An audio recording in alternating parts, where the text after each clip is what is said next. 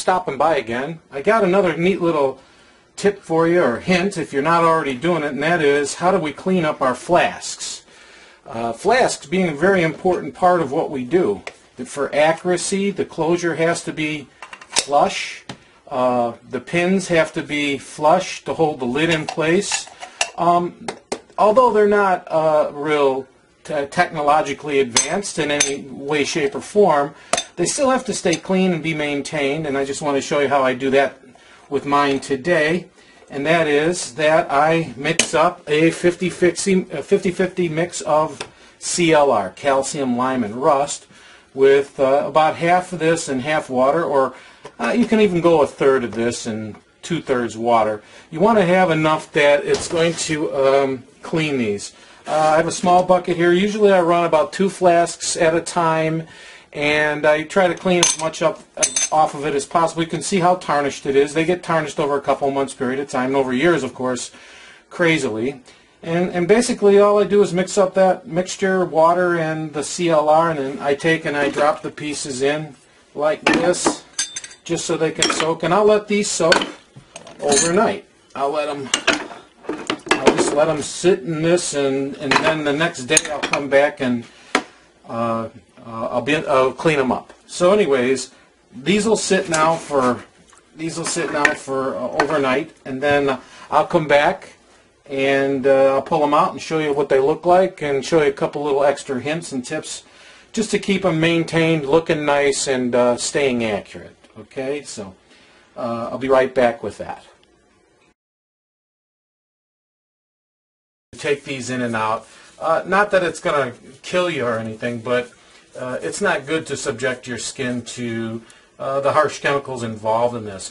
What I wanted to show you, though, is that first off, the flasks will change color, and that color is that brassy color again that it was when they were first new.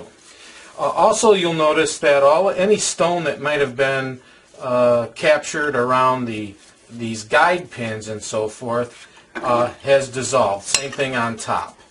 So at this point, I will take all of these out, and I will rinse them off. It's very important that you rinse them off and get all the chemical, all the CLR off of the flasks before you coat them. And you coat them with a little Vaseline. I'll do that in a second for you, but I just wanted to show you. You can see how nice they come out. And I wouldn't leave them in for more than overnight. Generally, that's enough. I've been doing this for 20-something years with these flasks, and they always come out really nice.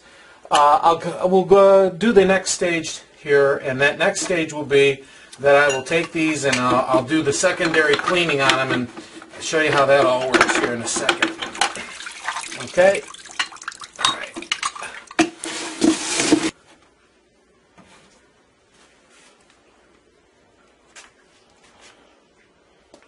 Okay, so now I have this over at the sink.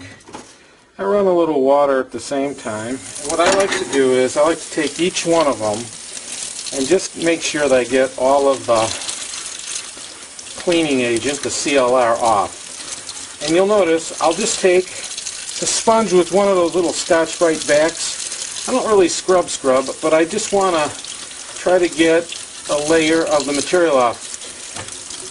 One of the cool things is that these indexing lines that are on the back side of the flask now are not filled with stone anymore, and so they index real nice again. Again, you can see the color's great. And I'll go through and I'll do this with every one of them. Just get all of that material, all of that CLR off of there. And again, I'll do one here just to show you what else I like to do with these as well, and that is I like to check the pins. You know, those location pins that are on the flasks, over a period of time when you're knocking them out and so forth, they tend to move a little bit. What I mean by move is that they tend to come down. Best way you can indicate that or see it is to hold it up like this. Now you'll notice that those pin heads are almost flush with the top of my flask, which is where they're supposed to be. If they're low, if they're down lower than that, that means they've moved a little bit. Best way to put them back in position, and I do this occasionally as well, is I have a rawhide mallet. And by the way, I use a rawhide mallet to deflask as well on the injection disc on the bottom side. This way you don't dome out the bottom discs after a period of time. And I've been using these 20 years and they're as pristine as can be. But what I want to do here with this mallet is I want to try to drive that pin up just a little bit, because they tend to recede after a period of time. Don't use a hammer, a metal hammer, because what you don't want to do is you don't want to mushroom the pin. You do not want to mushroom that pin. You want to keep that from mushrooming. Now, a few good taps will generally do it. I'll just show you. They probably have come up a little bit, and they have. Say, just a little bit, just a skosh.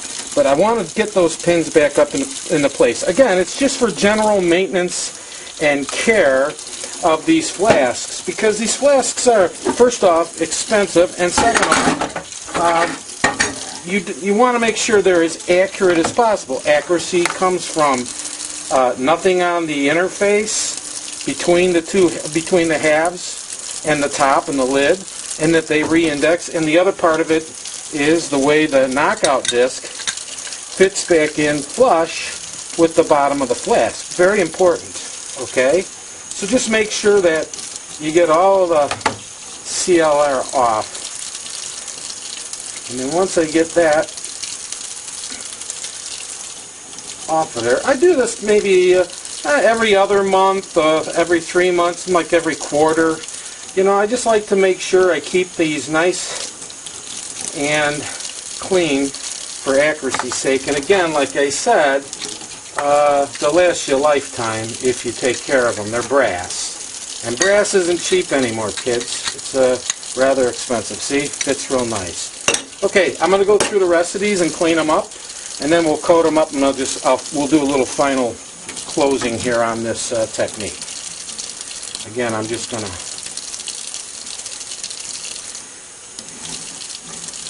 Okay. So I've completed my wiping down of the flasks, and now the next step is very simple, and you probably do this already with your flasks, but that is that I get a little bit of Vaseline on the end of my finger, and I just mean like a trace. Put it right there, and then just kind of lay it on there, a trace of it. And what this does is it keeps the oxidation to a minimum, because, you know, these tarnish with oxidation, and, you know, not that it's going to make your appliances fit any better if these flasks look new, but the accuracy involved with the interfaces will. And that's what I'm looking for. And I don't want stone to stick to this. You know, every time that we use these, if you don't have any type of petroleum base, something to take off the to release the stone away from it, what happens is after a period of time you're going to get stone caked on the inside of these things, and they're just horrible. This way, they're nice and accurate. I'll take this out for just a second, but you can see, I mean, it's there, you know, and it's clean, and it's going to be accurate. Then don't forget the bottom side, you know, a little bit on there, and I just mean just enough to make it shiny. It doesn't have to be coated in Vaseline, but you can see really the only real wear on these flasks is right here, where after a period of time of having a flask compress, it's kind of pushed the numbers a little bit flush. But I mean, that's 26 years, kids, and that's not bad service. Again, you'll notice the tops of the pins are in alignment. Also very important, make sure you keep those numbers. The number for the lid, the center, and the bottom should all be the same, because they were milled together in order to fit good. And that will keep them from leaking when you use them, when you flask with them. Anyways, I just wanted to share that stuff with you. It's really common sense, but you know, a lot of things get lost in the shuffle over the years, And you know, people hand down ideas on how to do certain things over the course of the years. And I like to always go back to the basics, and that was basically what I was taught at school, was how to take care of our flasks, because although they're a very basic piece of equipment, their upkeep is very important for accuracy and so forth. So anyways, just wanted to show you that. Have a great day, and thanks for stopping by to check out my YouTube channel. It's always a pleasure to do this kind of stuff for you. Okay, we'll see you.